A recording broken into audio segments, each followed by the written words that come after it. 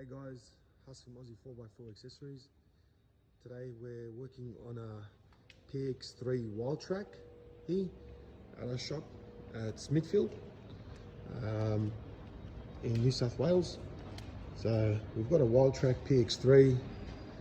Young boy just wants to install a couple of things. Start with our most popular bar, which is the Safari 3-loop design.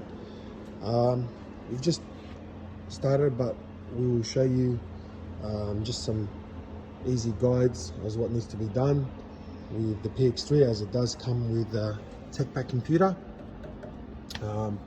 So obviously there is some components to remove, electrical components. We do advise seeking an electrician and an authorized electrical to help you with some of the sensors and the tech pack computer to mount it. You will need to remove this part, which is the bar Rio. Just 2 bolts here, 2 bolts there. That just for now stays on there, just unplugs from here. You also have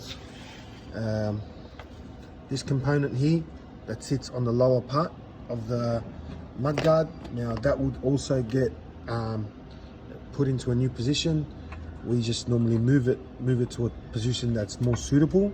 So that's up to you to decide what's a suitable area. We normally put it somewhere around this part of the vehicle, as that mudguard will be further on in the video, will get cut. Also, you have a lot of other sensors and stuff like that they'll all get disengaged for now. They will all the sensors and that was on the bar will get moved onto the bull bar.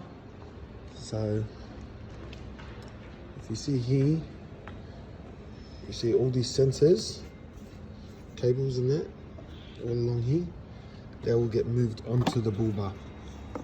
The bull bar that he's putting on does have fog lights, so this is the fog light unit. That will be just pretty much a plug and play. These are now on our bull bars. We've got four sensor holes. Unfortunately, on the new cars, they've got now 6, so they would require 2 more drills to be made on the left and on the right. So 1, 2, 3, 4 will fit straight on, with 2 they have on the PX3s that came out.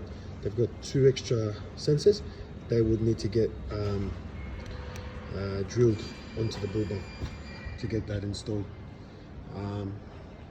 Also, what we'll do, I'll just show you a couple of other stuff that you would need to remove. So these would need to get removed as well. These are just plastic covers that for the air and stuff that when the original bar comes on.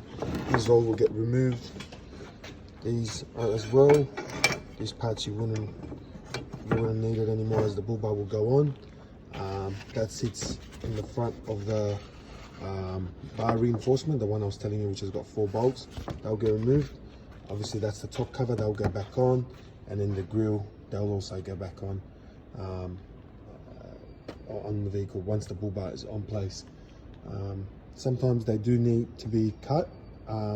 If you do change it to an aftermarket grill, it won't. But with the new vehicles, sometimes it does require to be cut. There is aftermarket grills you can buy, which you won't need to cut your original grill. It will just be a full replacement. So that is step one of the installation for a Safari bull bar for a PX3 full tech pack and sensors. So we'll step by step, I'll show you what needs to be done. We'll go from there. Also, one more thing, guys, these here also, you would need to remove these as well. You won't need it, as my bull bars are full bar replacements, and you won't require these plastic covers like the other bull bars from other manufacturers. They require these to stay on.